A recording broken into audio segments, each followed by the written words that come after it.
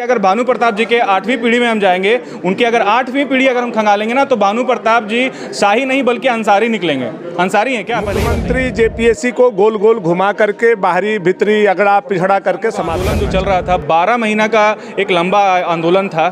भाजपा सरकार ने थूक कर आंदोलन में ये भी आरोप लगाए जा रहे थे सर कि वहाँ पे खालिस्तानी है, आतंकवादी है, पाकिस्तानी है, लेकिन कहीं ना कहीं भाजपा सरकार को ये मानना पड़ा कि जी कह रहे थे अभी ताज़ा बयान है उनका कि भाजपा के पास कोई नेता नहीं है क्या झारखंड में?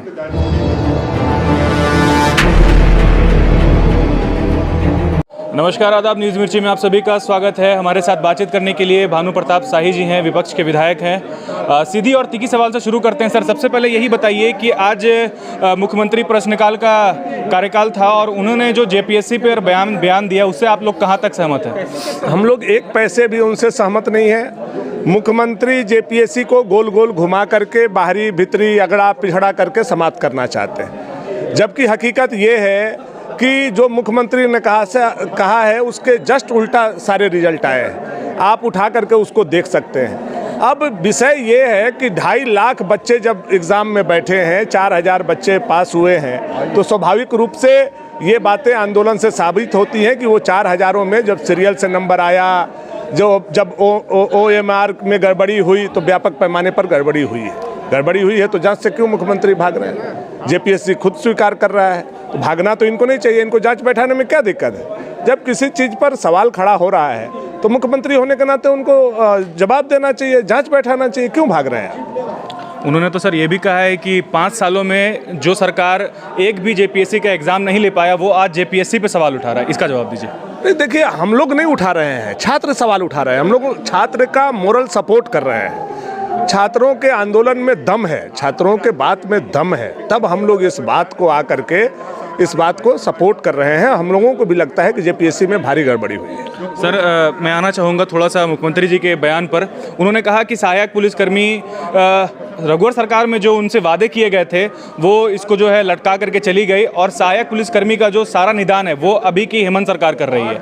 और ये भी कह रही है कि जब वो आंदोलन चल रहा था तो आप लोगों ने ये कहा था, आंदोलन के टाइम पे जो वहाँ पे आंदोलनकर्ता जो थे, वहाँ पे आंदोलनरत जो जितने भी सहायक पुलिसकर्मी के वहाँ पे जितने भी ये थे, उनको कहीं ना कहीं भाजपा सरकार मदद कर रही थी, पीछे के दरवाजे से उनको अनाज और जो भी है ये सब मुहैया करा रही थी, और कहीं ना कहीं वहाँ पे अलग जगह के यानी कि भाड़े पर के लोग थे। इस तरह का जो बयान मुख्यमंत्री ने दिया है, क्या कहना चाहेंगे इस पर? ये काफ़ी शर्मनाक बयान है, और मुझे तो लगता है मुख्यमंत्री को सपना में भी भाजपा और भाजपा के लोग नजर आते हैं। जिस तरह से उन्होंने विश्व हिंदू परिषद का नाम लिया, इससे साबित होता है कि वो काफ़ी डरे हैं, सहमे हैं।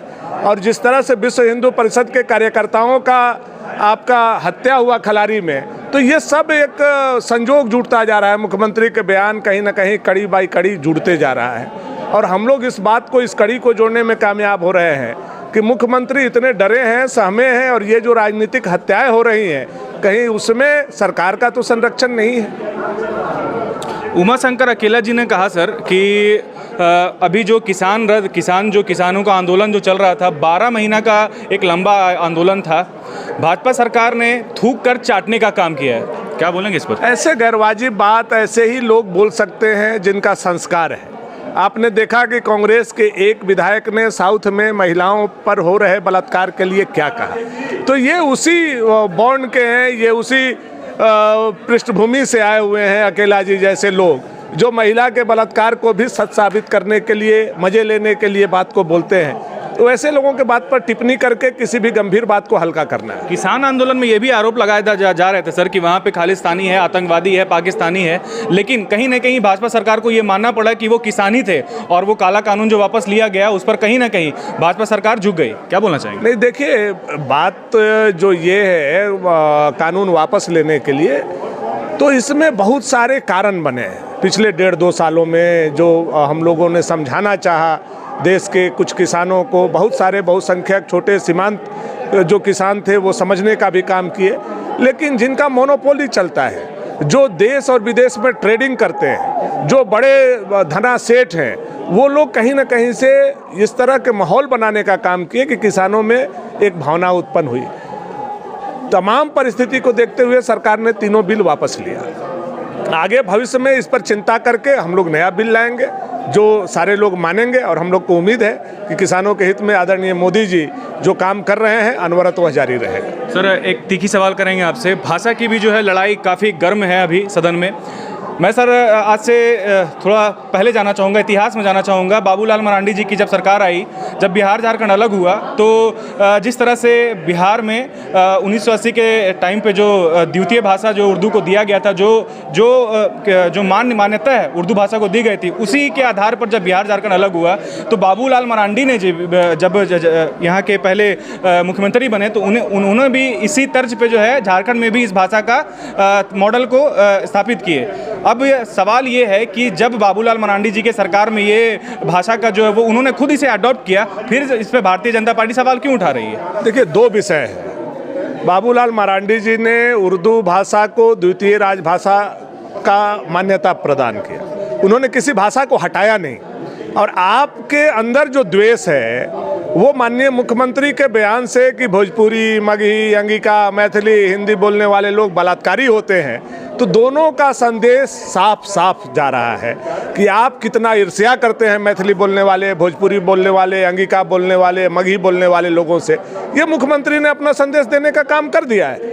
और जब वो चुनाव में इसका जाएंगे, चुनाव जब होगा वो जाएंगे, तो उसका परिणाम भी माननीय मुख्यमंत्री भुगतने के लिए अब तैयार रहे। मुख्यमंत्री जी ने जैसा कहा कि आज जेपीएससी को लेकर मैं वापस आना चाहूँगा। जेपीएससी पे उन्होंने कहा कि झारखंड में इस बार जो है जेपीएससी का जो एग्ज़ाम लिया गया है, सबसे ज़्यादा अभ्यर्थी यहाँ से एग्ज़ाम के लिए खड़े हुए हैं, वो किसी भी तबके के हों, चाहे वो लोअर हो चाहे अपर हो। उन्होंने ये भी कहा कि हमने बिना किसी चार्ज लिए फॉर्म भरवाया और सबको मौका दिया। ये बात भाजपा वालों को पच नहीं रही है, उनके पेट में दर्द हो रहा है क्योंकि नीचे वाले लोग ऊपर उठ रहे हैं। ऐसा कुछ है क्या? देखिए, ये पार्ट हम लोग इसको ऐसे भी समझ सकते हैं कि आप गलत करने के लिए, पृष्ठभूमि को तैयार करने के लिए ये सब काम आप लोगों ने किया। जिस तरह से गलतियां हुई हैं, मैंने तो नहीं उसको उजागर किया ना, उजागर तो धीरे धीरे आप ही लोग जैसे पत्रकार कर रहे हैं, छात्र कर रहे हैं कि 49 लोगों को MOR सीट के चलते पास किया गया, फिर नहीं मिलने के चलते फेल किया गया, कम मार्क्स वाले लोग पास हो गए, अधिक मार्क्स वाले लोग फेल हो गए, सीरियल से नंबर आया। ये संजोग और प्रयोग हमने तो नहीं किया, ये तो संजोग और प्रयोग सरकार करा रही है। तो इसके पीछे जो पृष्ठभूमि है ये जानबूझ करके आपने तैयार करवाया होगा। इसलिए हमारे बात में दम है कि जेपीएससी का अध्यक्ष कौन है? एक राजनीतिक व्यक्ति है जो चुनाव लड़ा हुआ है। जेपीएससी के मेंबर कौन है? आपके प्रवक्ता की धर्मपत्नी है, आपकी धर्मपत्नी के रिश्तेदार हैं और आपके मंत्री के रिश्तेदार हैं। कौन बैठा हुआ है वहाँ? जेएमएम और कांग्रेस के एजेंट बैठे हुए हैं। वहाँ कोई जेपीएससी में फेयर लोग नहीं बैठे हुए, वहाँ आपके एजेंट बैठे हैं। वहाँ जब आपके एजेंट बैठे हैं, पॉलिटिकल पार्टी का एजेंडा जब वहाँ सेट करने के लिए आपके मेंबर बैठे हुए हैं, तो हम लोग कैसे उम्मीद करें कि वहाँ से नीड एंड क्लीन एग्ज़ाम होगा और नीड एंड क्लीन वहाँ के एग्ज़ाम से चुने जाएंगे बच्चे। इससे ये बात साबित होता है कि आप जानबूझ करके भ्रष्टाचार करने के लिए, आईवास करने के लिए पूरे झारखंड को बुलाया, लेकिन भ्रष्टाचार करने के लिए सिलेक्टेड लोगों को चुना। सर, मैं आखिरी 2 सवाल करूँगा आपसे। इरफान अंसारी जी कह रहे थे अभी, ताज़ा बयान है उनका, कि भाजपा के पास कोई नेता नहीं है क्या झारखंड में, और उन्होंने ये भी कहा कि सीपी सिंह जी को नेता बनाना चाहिए, उनको प्रमोट कर रहे थे, कहीं ना कहीं उनकी तारीफ भी कर रहे थे। ऐसा क्यों कर रहे थे, ये बताइए। देखिए, इरफान अंसारी जी के बारे में बहुत कुछ हम लोग बोलना नहीं चाहते हैं। वो बौखलाए हुए हैं, इसलिए भी बौखलाए हैं कि पहले कांग्रेस के कार्यकारी अध्यक्ष थे, उनसे छीन लिया गया, उनको मंत्री बनने का चांस था, MBBS किए हुए थे, स्वास्थ्य मंत्री बनना चाहते थे, कांग्रेस नहीं बनाया। अब सबसे ज़्यादा वो पैचअप इसलिए कर रहे हैं चूँकि हेमंत सोरेन ने उन पर FIR करवा दिया सरकार गिराने और बनाने का। तो ये एक क्या बोलेंगे उसको, मक्खन लगाना, सरकार का बटरिंग करना या चमचई करना, उनको बोल सकते हैं, लेकिन उनमें गंभीरता नहीं है, राजनीतिक कोई भी गंभीरता। आखिरी सवाल करना चाहूँगा सर। इरफानी अंसारी का एक सवाल है, उन्होंने आज ये कहा कि आपका कुछ बयान आया था कि उनकी 4 पीढ़ी अगर पीछे जाएंगे तो वो सिंह निकलेंगे, या फिर इस तरह का आपने बयान दिया था, ठीक है। उन्होंने कहा कि अगर भानु प्रताप जी के 8वीं पीढ़ी में हम जाएंगे, उनकी अगर 8वीं पीढ़ी अगर हम खंगालेंगे ना, तो भानु प्रताप जी शाही नहीं बल्कि अंसारी निकलेंगे। अंसारी हैं क्या, पहले ये बताइए आप। इरफान अंसारी जी के ये शब्द जानने के लिए उन्हीं के सवाल में उनका जवाब छुपा हुआ है। वो हमारे साथ बैठे, मैं अपने 8 पीढ़ी का नाम बताता हूं, अगर उसमें अंसारी निकलता है तो हम अंसारी होंगे, और इरफान अंसारी जी अगर 8 पीढ़ी का नाम बताते हैं उसमें सिंह प्रताप, शाही, देव कोई निकलता है तो उनको भी हिंदू धर्म कबूल करना चाहिए। चलिए, तो ये हमारे साथ भाजपा के विधायक दल के नेता भानु प्रताप शाही जी थे, जिनके तीखे बोल आप सुन रहे थे। विधायक इरफान अंसारी जी को खुली चुनौती दे रहे हैं कि अगर आप उनसे डिबेट करना चाहते हैं इस बात पर, अगर ये पीढ़ी वाली बात है तो खुलेआम कर सकते हैं। तो झारखंड विधानसभा के तीसरे सत्र के दिन बिल्कुल भी जो है सत्र एकदम गर्मा गर्मी के माहौल में था। और इसी चंद अगले सवाल के हिसाब से मिलेंगे आपके साथ। झारखंड विधानसभा के रिपोर्टिंग करते हुए राजधानी रांची से अल्ताफ, न्यूज़ मिर्ची रांची। धन्यवाद।